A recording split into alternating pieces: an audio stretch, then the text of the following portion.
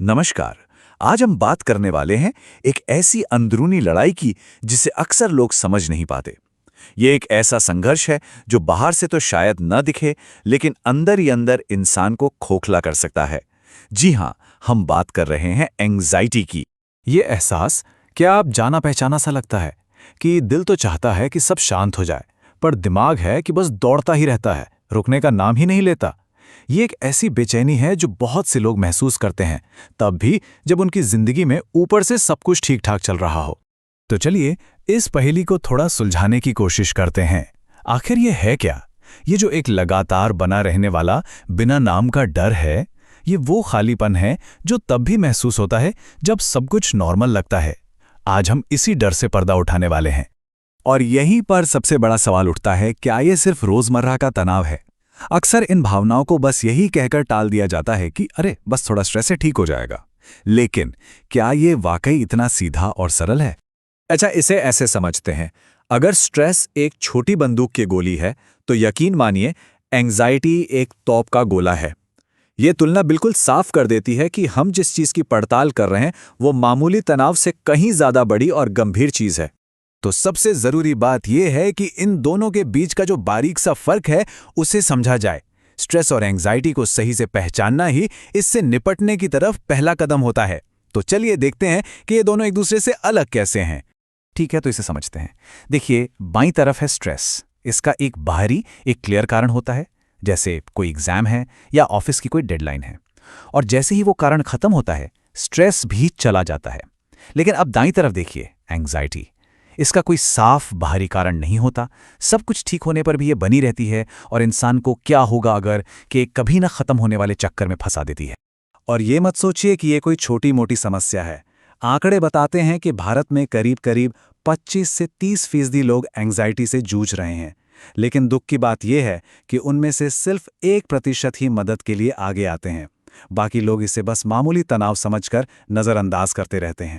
तो अगला सवाल ये है कि आखिर कौन लोग हैं जिन्हें इसका खतरा ज्यादा होता है? हमारी पड़ताल अब ये क्या है से आगे बढ़कर ये किसे प्रभावित करती है पर आ गई है।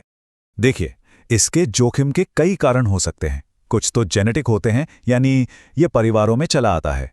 कुछ हमारी आदतों से जुड़े होते हैं, जैसे परफेक्शनिज्म, मतलब हर चीज को बिल्कुल परफेक्ट करने का एक अंदरूनी दबाव महसूस करना।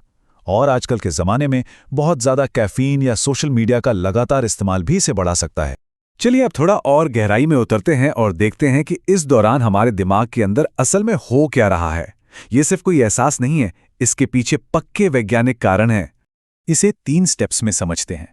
सबसे पहले दिमाग का जो खतरे का अलार्म है, जिसे एमिग्डाला कहते हैं, वो बिना किसी वजह के लगातार बजता रहता है। फिर दिमाग को शांत रखने वाले जो केमिकल्स होते हैं, जैसे गैबा और सेरोटोनिन, वो कम होने लगते हैं।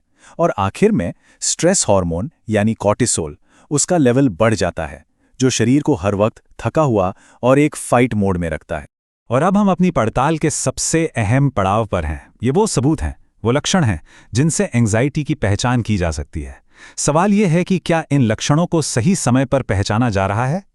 लेकिन आगे बढ़ने से पहले ये जानना बहुत जरूरी है, अगर आगे बताए जाने वाले लक्षणों में से 4 या 5 भी किसी को अपने अंदर महसूस होते हैं, तो ये एक संकेत हो सकता है कि अब किसी प्रोफेशनल से मदद लेने का वक्त आ गया है।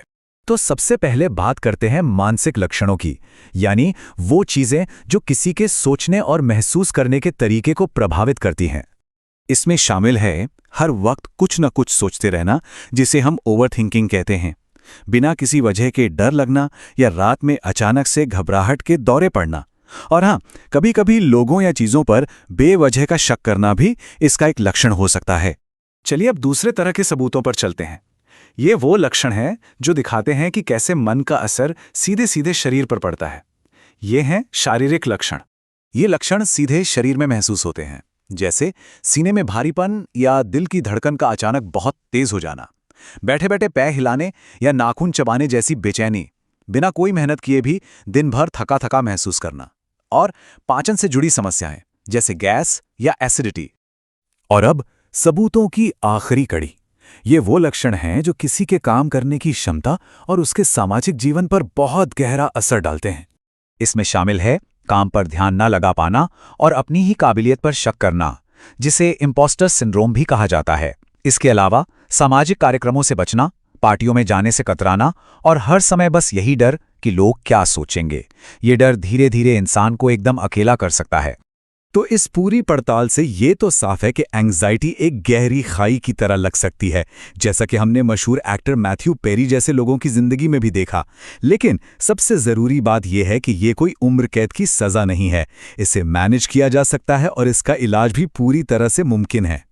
सबसे ज़रूरी बात जो याद रखनी है वो ये है कि इस लड़ाई में कोई भी अकेला नहीं है। मदद और सपोर्ट दोनों मौजूद हैं। तो एंग्जाइटी को समझना ये पहला और सबसे ज़रूरी कदम है। अब सवाल ये उठता है कि अगला कदम क्या होगा। खैर, हमारी अगली कड़ी में हम इसी पर बात करेंगे कि बिना दवाइयों के सिर्फ खान पान और कुछ घरेलू उपायों से एंग्जाइटी को कैसे मात दी जा सकती है।